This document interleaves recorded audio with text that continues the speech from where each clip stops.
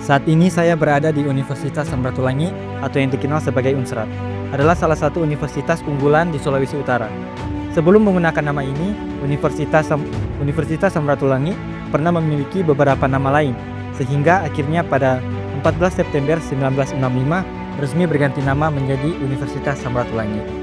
Nama ini diambil dari Dr. Gerungan Saul Samuel Jacob Ratulangi, atau yang lebih dikenal sebagai Samratulangi, adalah seorang pahlawan nasional asal Minahasa.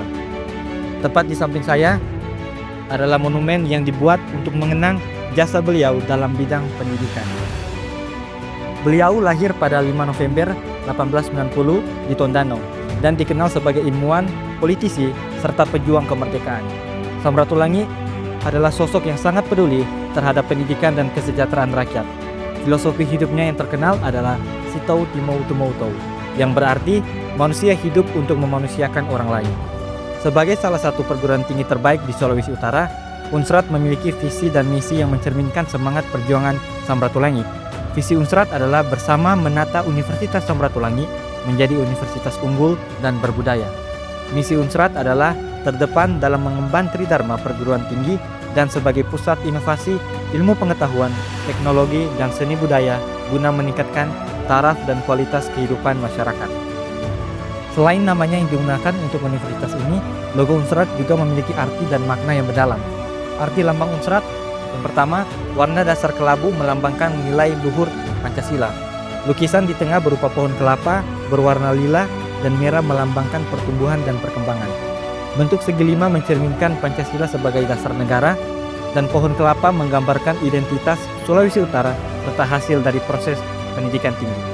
Secara keseluruhan, lambang ini mencerminkan kepribadian, cita-cita, serta tugas dan kewajiban Unsrat dalam mendukung perjuangan nasional bangsa Indonesia. Bukan hanya melalui universitas ini, nama Samratulangi juga diabadikan di beberapa tempat lain, seperti sebagai penghormatan atas jasa-jasanya, seperti Bandara Internasional Samratulangi yang menjadi pintu gerbang utama Sulawesi Utara, dan Jalan Samratulangi yang dapat ditemukan di beberapa kota besar seperti Manado, Makassar, dan Jakarta. Ini saya berada di depan monumen Samratulangi yang terletak di Jalan Samratulangi, Sario, Kota Manado. Monumen ini dibangun untuk mengenang jasa Dr. Samratulangi sebagai pahlawan nasional asal Sulawesi Utara yang berkontribusi besar dalam dunia pendidikan dan perjuangan kemerdekaan. Kebangunan patung ini dimulai pada tahun 1969 pada masa pemerintahan Gubernur Sulawesi Utara, saat itu adalah Gubernur Wora. Samratulangi memiliki latar belakang pendidikan yang luar biasa. Setelah menyelesaikan pendidikan dasarnya di Indonesia, ia melanjutkan studi ke Eropa. Ia menempuh pendidikan di Universitas Zurich, Swiss, dan pada tahun 1919 berhasil meraih gelar doktor dalam bidang ilmu pasti dan ilmu alam. Dan gelar ini menjadikannya orang pertama di Indonesia yang memperoleh gelar doktor dalam bidang tersebut. Sekembalinya ke Indonesia, beliau tidak hanya mengajar tetapi juga aktif dalam organisasi pendidikan dan sosial. Beliau terlibat dalam berbagai inisiatif untuk meningkatkan kualitas pendidikan bagi masyarakat Indonesia. Dengan adanya monumen ini, diharapkan kita semua, terutama generasi muda, dapat terus terinspirasi dan belajar dan berkontribusi bagi bangsa sebagaimana yang dilakukan oleh Samratulangi. Saat ini saya berada di Bandar Udara Internasional Samratulangi, gerbang utama yang menghubungkan Manado dengan berbagai kota di Indonesia dan dunia. Bandara ini terletak sekitar 13 km timur laut dari pusat kota Manado, tepatnya di Kecamatan Mapangan. Nama Samratulangi digunakan sebagai penghormatan atas jasa beliau dalam perjuangan dan pembangunan bangsa. Selain kontribusinya dalam dunia pendidikan, Samratulangi juga memiliki peran penting dalam politik. Ia menjadi anggota Volksraad atau Dewan Rakyat pada masa kolonial Belanda. Ia memperjuangkan hak-hak rakyat Indonesia. Ia juga terlibat dalam BPUPKI, merupakan badan penyelidik usaha-usaha persiapan kemerdekaan Indonesia yang bertugas menyusun dasar negara. Kontribusinya dalam BPUPKI turut membantu dalam perumusan Pancasila sebagai ideologi bangsa. Melalui berbagai peran tersebut, Samratulangi tidak hanya berjuang dalam dunia pendidikan, tapi juga dalam politik dan pemerintahan untuk mewujudkan kemerdekaan dan kemajuan bagi Indonesia. Saat ini saya berada di makam beliau yang berada di Tondano.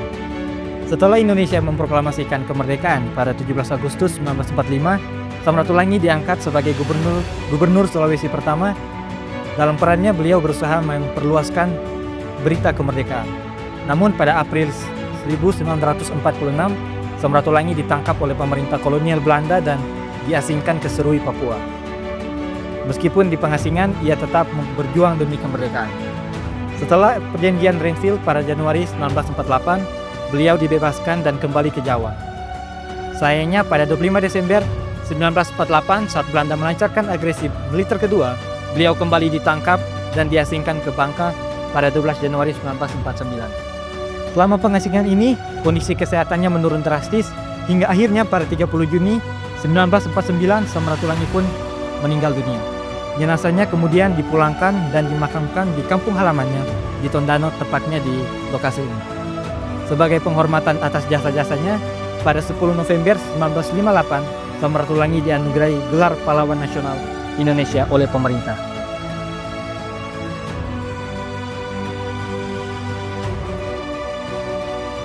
Mengapa Sulawesi Utara disebut sebagai pintu masuk perdagangan dunia, khususnya di kawasan Pasifik?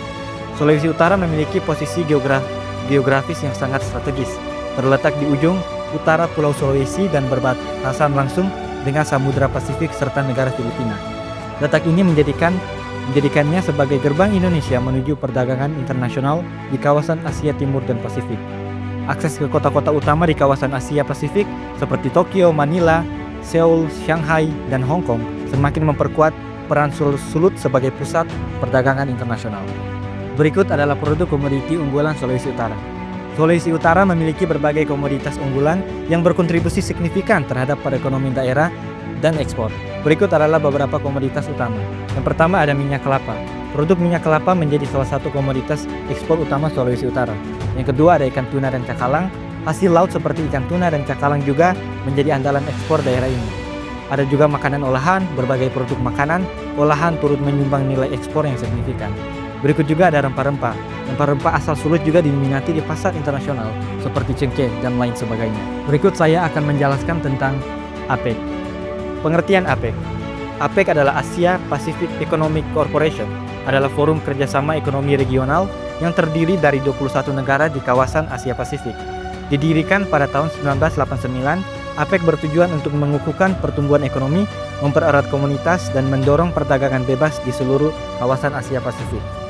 Tujuan didirikannya APEC adalah mendorong pertumbuhan ekonomi dan meningkatkan kesejahteraan di kawasan Asia Pasifik melalui perdagangan dan investasi yang lebih bebas dan terbuka. Berikut adalah hubungan APEC dengan negara ASEAN dan Indonesia. Sebagian besar negara anggota ASEAN termasuk Indonesia juga merupakan anggota APEC. Hal ini memungkinkan negara-negara ASEAN untuk memperluas jaringan perdagangan dan investasi mereka di kawasan Asia Pasifik melalui platform APEC. Berikut kaitannya dengan ekonomi kawasan Pasifik. APEC berperan penting dalam mendorong pertumbuhan ekonomi dan meningkatkan kesejahteraan di kawasan Asia Pasifik melalui perdagangan dan investasi yang lebih bebas dan terbuka.